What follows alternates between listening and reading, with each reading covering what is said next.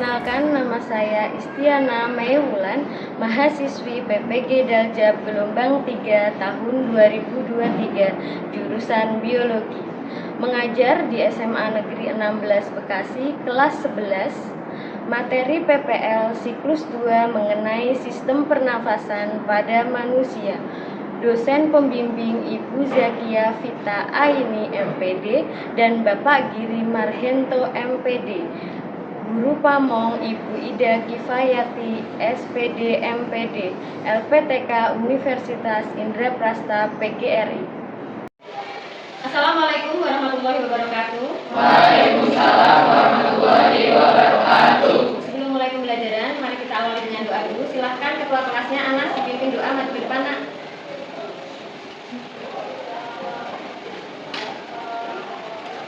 Baik teman-teman, sebelum kita melakukan pembelajaran hari ini, alangkah baiknya kita berdoa menurut agama dan kepercayaan masing-masing. Berdoa dan mati mulai.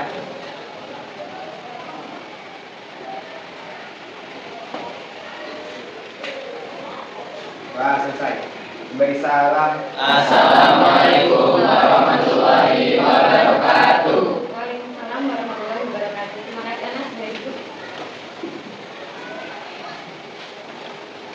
Baik, akan saya absen untuk pembelajaran hari ini. Hari Rabu tanggal 24. Siapa yang nggak hadir, Nak, hari ini? Hadir semuanya? Hadir ya? Ya, alhamdulillah kalian hadir semuanya untuk mengikuti pembelajaran hari ini. Diberi kesehatan sehingga untuk berangkat ke sekolah kalian selalu semangat untuk mendapatkan ilmu. Ya, Nak? Kelasnya sudah bersih. Coba dilihat di lingkungan di sekitar kalian. Ada sampah, kalau ada silahkan diambil ya. Kalau tidak ada silahkan kalian duduk yang rapi untuk memulai pembelajaran hari ini. Untuk pembelajaran hari ini, jadi saya kaitkan dulu dengan materi sebelumnya ya. Ada materi kemarin sudah disampaikan, yaitu ada materi mengenai O2 dan CO2 yang diantarkan ke seluruh tubuh ya, Nak. Jadi berkaitan sama materi yang akan dipelajari. Ada yang tahu organ-organ pernafasan apa yang berperan dalam proses respirasi? Ya, Bu. Ya, silakan dijawab, Nak, berdiri. Yang pertama itu ada hidung, yang kedua paring, yang ketiga laring, yang keempat trachea, yang kelima bronchus, yang keenam bronchioles, yang ketujuh alveolus. Ya, benar. Nah, nanti kita lihat jawabannya benar atau tidak. Kemudian ada pertanyaan lagi, bagaimana mekanisme pernafasan? Ada berapa macam mekanismenya? Ada yang tahu? Ya, silakan, Nak. Mekanisme pernafasan itu ada dua, ada pernafasan pada dada sama pernafasan pada perut. Pernafasan pada dada itu dibantu oleh tulang rusuk, pernafasan pada perut itu dibantu oleh diafragma. Ya, benar. Coba nanti kita lihat ya. Untuk materi yang sudah dijawab teman kalian, ketika disampaikan benar atau tidak jawabannya ya. Jadi di sini materinya adalah sistem respirasi. Kompetensi dasar untuk materi hari ini yaitu menganalisis hubungan antara struktur jaringan penyusun organ pada sistem respirasi dalam kaitannya dengan bioproses, kemudian dengan gangguan fungsi yang terjadi pada sistem respirasi pada manusia. Itu KD-nya. Kemudian tujuan pembelajarannya. Tujuan pembelajaran di sini setelah kalian mengikuti pembelajaran hari ini yang harus kalian dapatkan atau harapkan yaitu dengan model pembelajaran problem based learning, diharapkan peserta didik dapat menjelaskan letak struktur pada manusia ya. Kemudian peserta didik dapat membandingkan fungsi organ pernafasan pada manusia. Kemudian yang ketiga, peserta didik dapat menerapkan konsep di sini pertukaran oksigen dan karbon dioksida pada alveolus dan sel-sel jaringan tubuh. Kemudian yang keempat, peserta didik dapat menganalisis mekanisme pernafasan dada dan perut. Kemudian yang kelima, peserta didik dapat menghitung frekuensi pernafasan. Dan yang keenam adalah peserta didik dapat membuat grafik frekuensi pernafasan siswa di sini berdasarkan faktor-faktor yang mempengaruhi proses pernafasan. Jadi ada 6 tujuan pembelajaran hari ini yang harus kalian terapkan untuk mendapatkan nilai dari C1 sampai C6 ya. Kemudian saya akan memutarkan video. Kedua, tentu kita bernapas bagi yang muda, kita masukkan udara lewat hidung, kemudian hembuskannya kembali lewat hidung atau mulut. Kira-kira seperti apa ya pernapasan udara masuk dan keluar dari tubuh kita? Kita akan mempelajarinya di video kali ini. Jadi, hari ini kita akan belajar tentang sistem pernapasan. Simak terus videonya ya.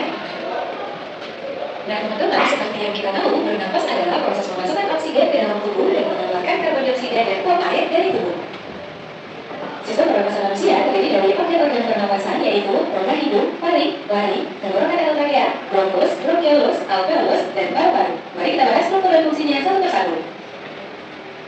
Pertama, rongga hidung. Rongga hidung merupakan tempat masuknya udara dari luar. Rongga hidung selalu lembab karena adanya lendir. Di dalam rongga hidung juga terdapat tulang hidung, serabut saraf pembau atau olfaktori, serabut saraf menuju otak, dan rambut-rambut halus atau silia saraf pembau. Serabut lendir dan silia berfungsi menyaring debu dan kotoran yang akan masuk ke hidung, mengatur suhu udara, dan mengenali bau melalui saraf olfaktori. Udara yang masih tersisa di dalam paru-paru setelah melakukan ekspirasi sebanyak 1000 ml. Bagian E, kapasitas vital paru-paru, merupakan udara yang dapat dikeluarkan semaksimal mungkin setelah melakukan inspirasi maksimal. Total volumenya merupakan hasil penjumlahan dari volume udara tidal, komplementer, dan suplementer, yaitu 3500 ml. Dan bagian F adalah kapasitas total paru-paru yang terdiri dari volume vital dan residu sebanyak 4500 ml. Jumlah udara yang digunakan untuk bernapas setiap menit disebut dengan frekuensi pernapasan. Frekuensi pernapasan bervariasi bergantung pada faktor. Sudah tadi video yang sudah kalian tayangkan. Sekarang kalian duduk sesuai kelompoknya masing-masing yang sudah dibagi. Kelompok 1 sebelah mana? Sini. 2, ya, 3, 4, 5, ya. Sekarang kalian sudah duduk per kelompok masing-masing, ya. Ingat ketuanya ditentukan, ketua kelompoknya. Saya akan membagi lembar kerja diskusi, ya. Kelompok 1. LKPD respirasinya perwakilan kelompok.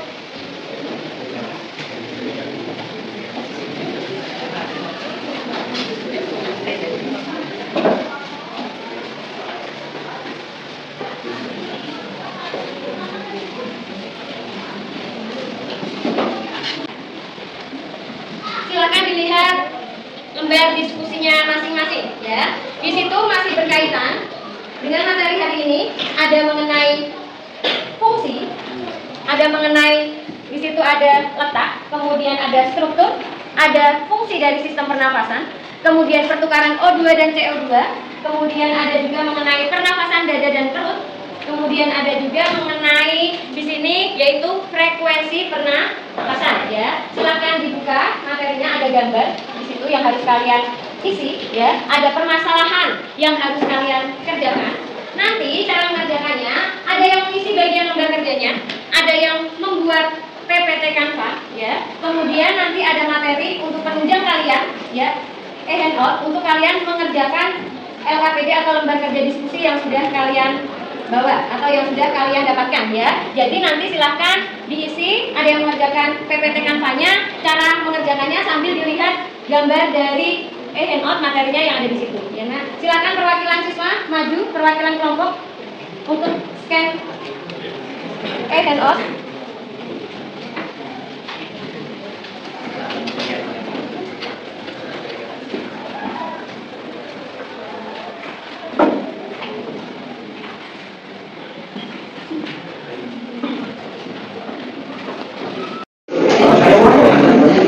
Urutannya tuh rongga hidung, mulut, ya, paru-paru, terus bronkiolus, ya, struktur, fungsinya nih, paru-parunya, alveolus, terus iya.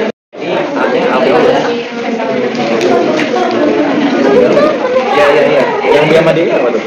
Sama-sama. Yang dia sama yang dia sama-sama ditunjuknya.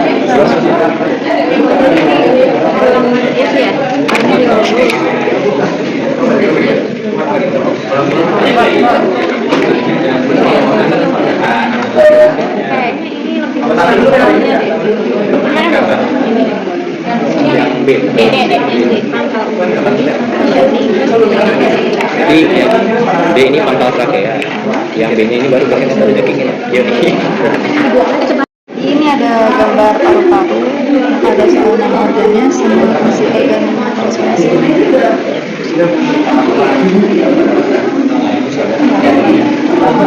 Nah, jadi saya di sini mau gambar tentang di bagian tengah, di bagian tengah. Di bagian tengah sini. Ini yang Jadi kita di sini kita mau membuat mekanisme sistem pernapasan dari mulai bronkus, sama di sini ada cabangnya bronkiolus.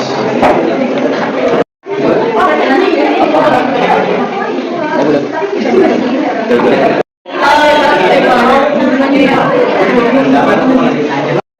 sedang mengerjakan LKPD tentang organ tubuh pernafasan. Di sini dikerjakan di kolom dan struktur penyusun organ. Nah, langsung satu. Ada siswa nggak? Belum. Jadi di sini ada bahwa ini mengenai paru-paru manusia yang ditiup oleh. Jadi di sini ada konsep paru-paru manusia. Ketika udara masuk ke dalam paru-paru, balon ini akan mengembang dikarenakan ada udara yang masuk dari selang menuju balon. Dan ketika balon ini tidak ditiup, dia akan mengempis, sama seperti proses ekspirasi yang dilakukan saat manusia bernafas. Assalamualaikum warahmatullahi wabarakatuh. Waalaikumsalam warahmatullahi wabarakatuh. Kami dari kelompok 1 ingin memperkenalkan diri. Saya Muhammad Rafi Alkan Sujana sebagai ketua. Saya di Bapak Beda Sulewanda. Saya Marti Masyarakat. Saya Putri dari Syarifah Putri. Saya Laila Putri Diani. Kami di sini akan menyampaikan materi tentang letak, struktur, dan fungsi organ pernapasan manusia. Alveolus itu tersebut dari jaringan pipi dan putih. Dinding alveolus ini berbatasan dengan pembuluh kapiler darah. Kemudian yang kedua itu ada bronkiolus. Oke, bronkiolus itu tersusun atas elastin, lamina dan propia, cilia, serta sel fluid. C ini adalah rongga hidung. Untuk penyusun organnya ada rawan, pembuluh darah, saraf, dan dada. Yang D ini rongga mulut. Untuk penyusunnya ada gigi, lidah, dan tenaga. Yang di sini ada rangkaian. Struktur penyusun organnya ada otot polos dan tulang rawan yang menyerupai sisi sebanyak 16 sampai 22 buah. Yang di sini ada diafragma. Struktur penyusun organnya ada terdiri dari otot dan jaringan fibrosa. Sekian dari kelompok kami. Kesimpulan yang bisa kita ambil dari presentasi kali ini adalah kita menjadi lebih tahu letak dan struktur serta fungsi dari organ pernapasan kita. Sekian dari kami. Wassalamualaikum warahmatullahi wabarakatuh. Waalaikumsalam warahmatullahi wabarakatuh. Dari jawaban kelompok 1 ada yang mau menyanggah jawabannya? Ya, silakan Nak. Saya Jonathan Siregar dari kelompok 5 ingin menyanggah. Yang bagian A itu bukannya sekat paru-paru ya. Soalnya yang ditunjukkan itu yang ditunjukkan adalah bagian paru-parunya bukan alveolus. Ya, baik. Coba bagaimana kelompok 1 untuk menjawab sanggahan dari kelompok 5? Siapa yang mau menyanggah? Assalamualaikum warahmatullahi wabarakatuh. Waalaikumsalam warahmatullahi wabarakatuh. Kami dari kelompok 2 ingin menjelaskan tentang proses pertukaran oksigen dan karbon dioksida. Nah, perkenalkan, nama saya Anas Fikran Dirgantara. Nama saya Virginia Dwi. Nama saya Migati Arifin. Nama saya Shalom Sofia. Nama saya Zalian Indah Sosial. Materi kali ini akan menjelaskan proses pertukaran oksigen dan karbon dioksida pada tubuh. Tujuan presentasi untuk memberitahu proses pertukaran oksigen dan karbon dioksida. Ini menyebabkan oksigen yang menjadi pembentukan mengangkut O2 atau oksigen tersebut merupakan dan sesuatu. Karbon dioksida sendiri merupakan limbah bagi tubuh sehingga perlu dikeluarkan. Karbon dioksida dibawa dari saluran tubuh ke kapilier darah. Baru setelah diangkut oleh eritrosit menuju paru-paru. Di dalam paru-paru, karbon dioksida kembali menuju alveolus untuk mengalami fase ekspirasi atau melepaskan karbon dioksida. Saat fase ini, diafragma dan otot dada bereaksi yang menyebabkan volume dada kembali normal. Jadi sekian dari presentasi kelompok 2 kali ini. Nah, itu kesimpulannya itu kita sini menjelaskan tentang pertukaran oksigen dan karbon dioksida pada tubuh manusia. Terima kasih semuanya yang sudah mendengarkan. Wassalamualaikum warahmatullahi wabarakatuh. Waalaikumsalam warahmatullahi wabarakatuh. Assalamualaikum warahmatullahi wabarakatuh. Waalaikumsalam warahmatullahi wabarakatuh. Selamat siang semuanya. Siang. Perkenalkan, kami dari kelompok 3. Di sini kami akan mempresentasikan PPT yang sudah kami buat, yaitu tentang mekanisme pernapasan. Nah, sebelum itu perkenalkan dulu. Perkenalkan, nama saya Noval Artika Rizky sebagai ketua. Perkenalkan, nama saya Syarifah Putri sebagai anggota. Perkenalkan, nama saya Musa Fitriana, saya sebagai anggota. Perkenalkan, nama saya Jessica Nuril Arifah sebagai anggota. Perkenalkan, nama saya Gamal Sahel sebagai anggota. Pertanyaan pertama, pada dasarnya paru-paru bersifat elastis. Volume dan tekanan paru-paru diatur oleh bagian-bagian yang membatasinya, yaitu rongga dada dan perut. Sehingga Sehingga dikenal ada dua macam mekanisme pernapasan pada manusia, yaitu pernapasan dada, pernapasan perut. Dari gambar di bawah ini tentukanlah jenis pernapasan serta mekanisme yang terjadi di dalamnya. Fase inspirasi. Yang pertama, pernapasan dada. Inspirasi terjadi saat otot antar tulang rusuk berkontraksi dan terangkat. Ini membuat volume rongga dada bertambah besar dan tekanan rongga dada menjadi lebih kecil dari tekanan udara luar, sehingga udara dapat mengalir dari luar ke dalam paru-paru. Ini contoh gambarnya pernapasan dada. Terus yang kedua itu pernapasan perut. Inspirasi terjadi saat otot diafragma berkontraksi. Diafragma langsung mengakibatkan volume rongga dada membesar sehingga tekanan udara mengecil.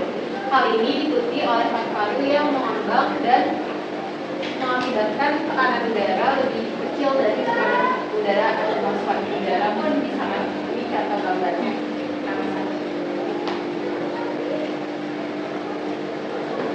Setelah itu ada fase ekspirasi yang kami pernapasan dada. Dalam proses ekspirasi, otot antar tulang rusuk akan kembali ke posisi semula, sehingga volume rongga dada akan mengecil, sedangkan tekanannya membesar. Tekanan ini pun akan mendesak sini paru-paru, sehingga membuatnya membesar.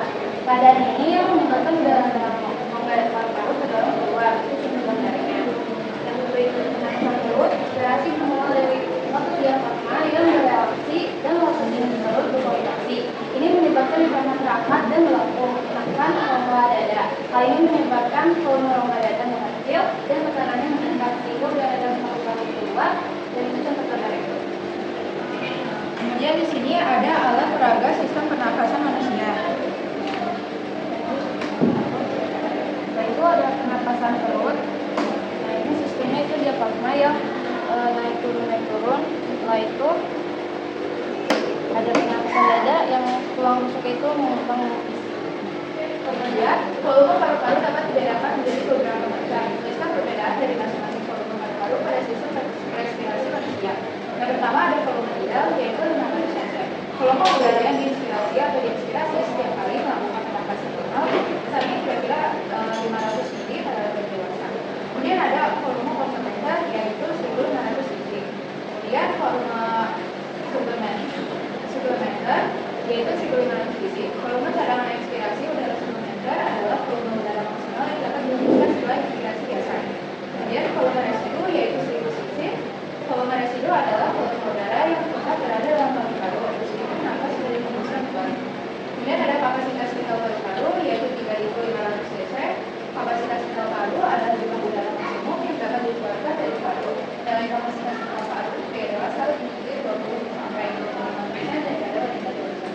Kemudian ada kapasitas total paru-paru, yaitu 4500 cc.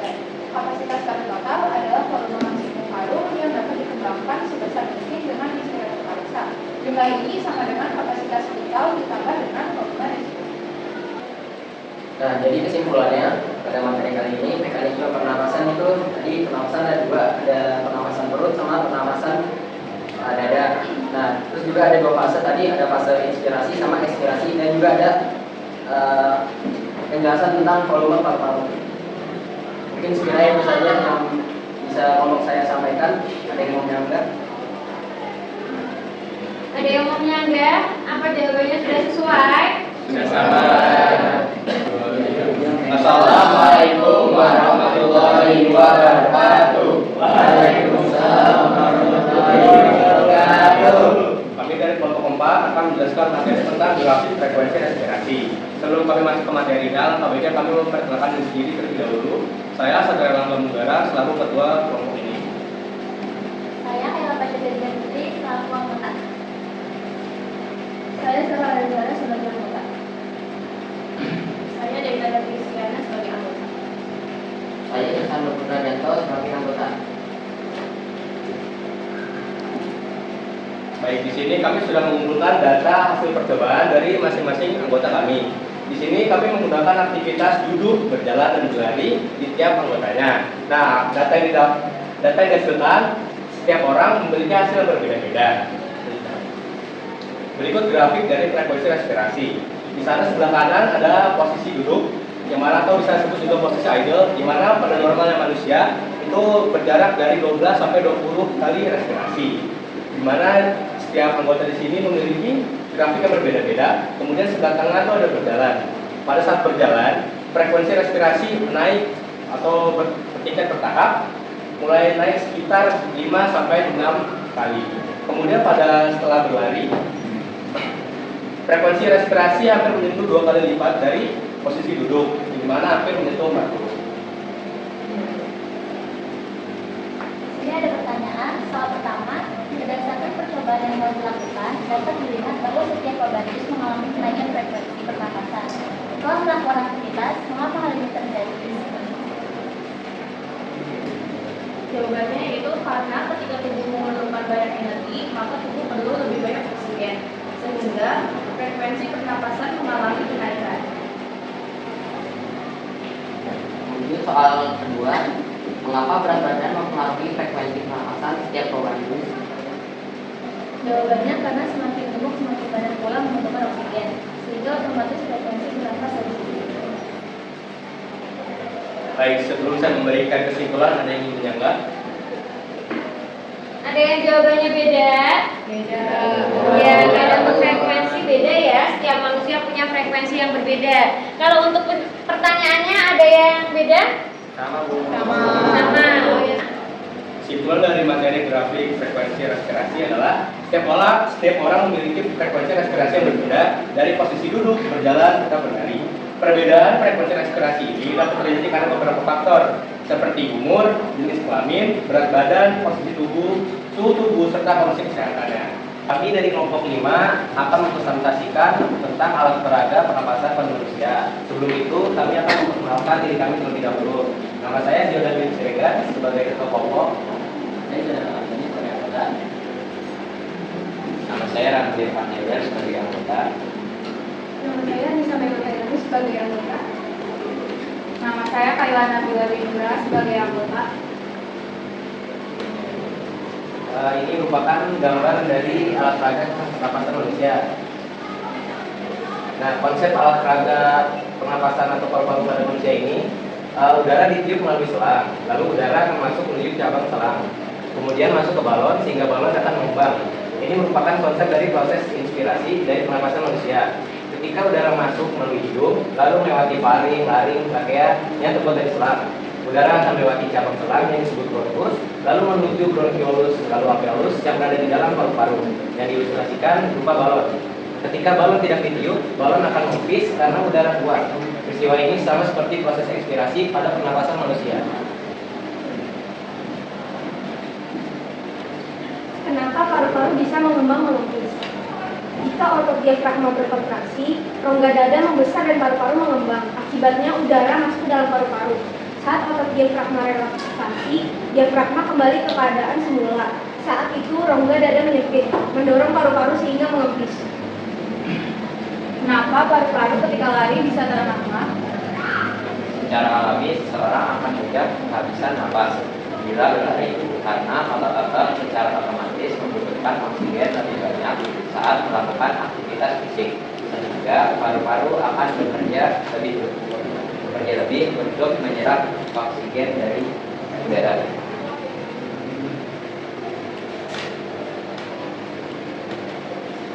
Sekarang akan kami demonstrasikan bagaimana cara kerja alat peraga ini. Pertama, udara ditiup, lalu akan masuk melalui selang. Ketika udara masuk dan menuju balon, balon akan mengembang. Ini seperti proses inspirasi pada pernapasan manusia, yang dimana balon ini merupakan paru-paru manusia ketika udara masuk. Lalu ketika balon tidak ditiup, balon akan mengepis seperti paru-paru yang mengeluarkan napasnya melalui hidung. Ada yang beda jawaban sama kelompok yang lain? Sama? Jadi kesimpulannya ini, kesimpulan berdasarkan alat ini, kita menjadi tahu bagaimana proses inspirasi dan ekspirasi yang terjadi pada paru-paru kita. Sekian dari kami, mohon maaf jika ada salah kata. Wassalamualaikum warahmatullahi wabarakatuh. Untuk pembelajaran yang tadi sudah ditampilkan, ada video, ada teman kalian presentasi, ada materi mengenai organ respirasi, kemudian fungsi, ciri, ada volume pernapasan, kemudian ada kapasitas atau frekuensi, kemudian ada alat peraga paru-paru ya. Dari yang sudah disampaikan, ada yang bisa menyimpulkan untuk materi kegiatan hari ini? Silahkan, siapa yang menyimpulkan? Ya, silahkan Satria. Pada materi kali ini, kita bisa mengetahui organ-organ pada sistem pernapasan kita.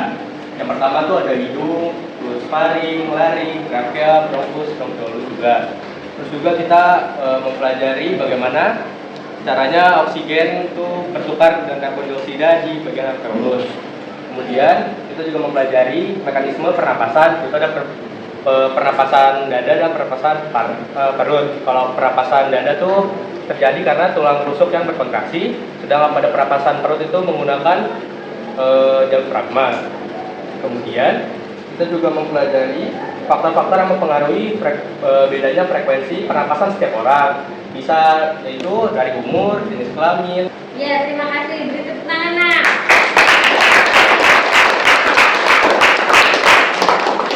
Silakan dicek di Google Classroom kalian. Silakan di situ ada soal formatif ya mengenai sistem pencernaan. Silakan dikerjakan, ada 10 soal ya. Ingat di situ sudah tertera waktunya. Silakan dikerjakan sesuai waktunya. Sudah, kalau sudah silakan di-submit.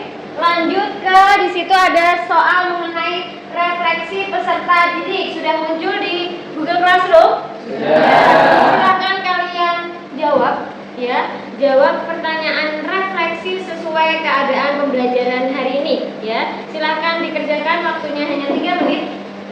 Nah, untuk pembelajaran selanjutnya, silahkan kalian pelajari materi selanjutnya berkaitan dengan penyakit pada sistem pernapasan. Ya, nah, silahkan nanti kalian baca-baca untuk melanjutkan pertemuan berikutnya. Saya akhiri pembelajaran hari ini. Terima kasih sudah mengikuti pembelajaran hari ini. Sebelum pembelajaran ditutup, kita tutup dengan doa dulu. Silahkan Anas maju ke depan untuk memimpin doa.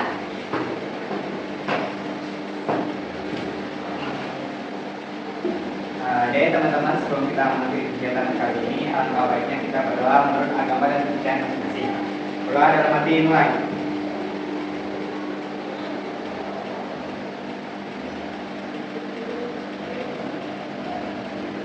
Doa selesai. Beri salam. Assalamualaikum warahmatullahi wabarakatuh.